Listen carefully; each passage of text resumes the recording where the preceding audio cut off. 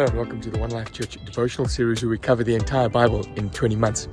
Well, today's chapters are Deuteronomy 27 and 28, the chapters on curses and blessings.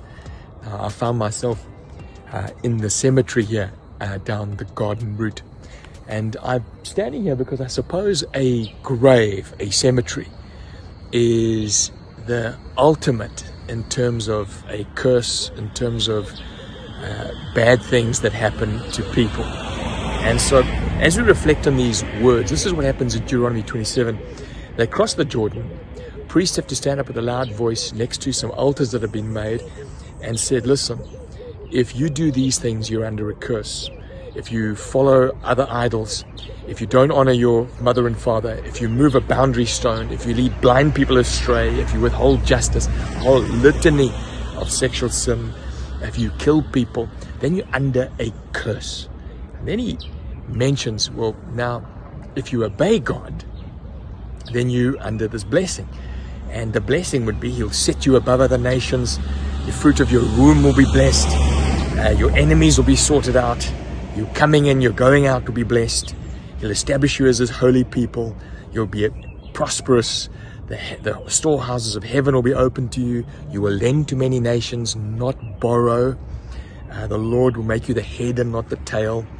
And if you obey the Lord your God today, I'm going to make you under these blessings. But if you disobey, a curse will overtake you. And then the chapter 28 ends with the most horrific list of curses. So how are we to understand these two chapters? Well, let me give you 3 ways how you should not understand them. Well, firstly, it does not mean good boys are blessed, bad boys are cursed. In other words, the better you behave, the more blessed you are. Secondly, is the rider to that is that, some verses in scripture say if your parents behave badly, then there's a curse on the 3rd and 4th generation. So in other words, if your mom and dad behave badly, you're under a curse. If your mom and dad behave well, you're under a blessing. You don't interpret it that way either.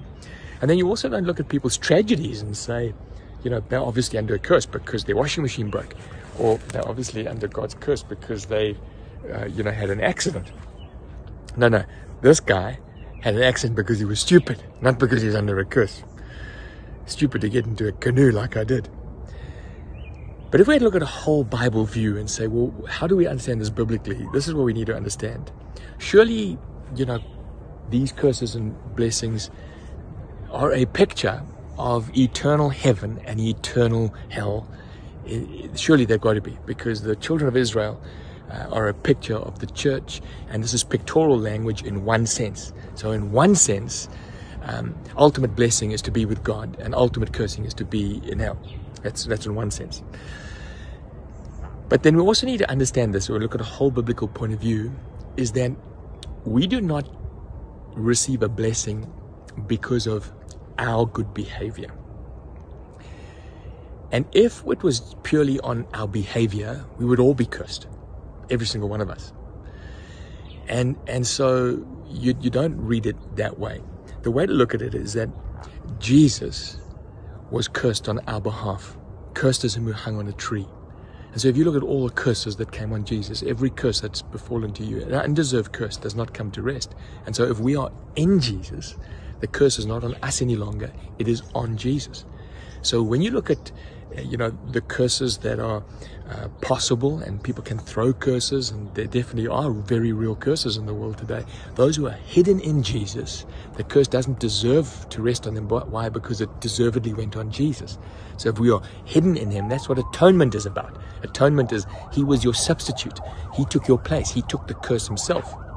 But now, you might ask the question then, well, if we're not under a curse, why are not Christians all blessed? We appropriate the blessing that God has for us as we obey him. Doesn't mean we earn the blessing. No. We can't earn the blessing. We would be cursed. We would fit under, if we followed Deuteronomy 27, 28 to the T, we fit under the cursed section. So no, we haven't earned our blessing. But we appropriate the blessing as we walk in obedience. Let me give an example. I'm free from the curse of anxiety, free from the curse of mental illness, I'm free from that. You can see that's part of what is in Deuteronomy 27:28. But I could also choose, out of my disobedience to God, to walk in an anxious place. Although that has no longer a hold on me, it's not a demonic hold on me, I can still choose not to go and take my peace from Him. You see, when we choose to obey Him and trust Him, we appropriate that peace and we walk in His peace. Same with finances. I'm free from the curse of poverty, but I can choose not to obey God and not to appropriate His blessing. I can go running to other people to lend to me and to look after me rather than running to the Lord. And so the way that we look at these curses and blessings is very different to the way the children of Israel did back in those days, is that we are all undeserving, all under the curse, and if we are not hidden in Jesus.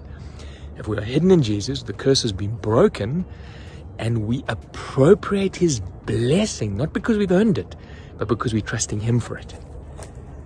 God bless you. I hope as you read these chapters, God fills you with faith to go to Him for your blessing and for your provision and to wipe away all fear of curses.